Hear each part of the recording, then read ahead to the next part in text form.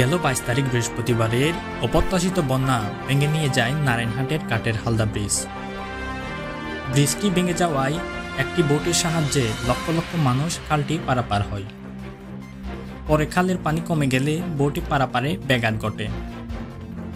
আবার এইদিকে ব্রিজটি সংস্কার করতে চাইলে কিছু সমস্যাবশত সংস্কারের কাজ বন্ধ থাকে।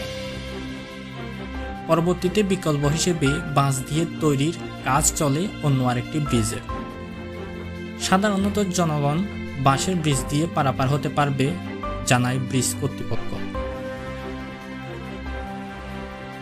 এই ব্রিজ দিয়ে পারাপারে ঝুঁকিপূর্ণ জানায় সাধারণ জনগণ।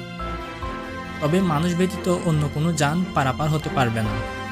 এতে ভেঙে যেতে পারে অস্থায়ী ব্রিজটি।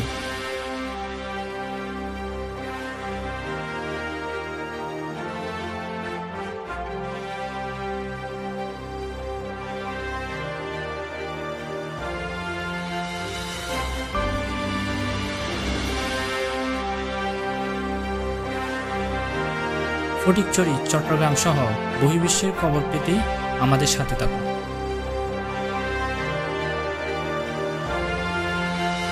আউলিয়া নিউজ 24 চট্টগ্রাম।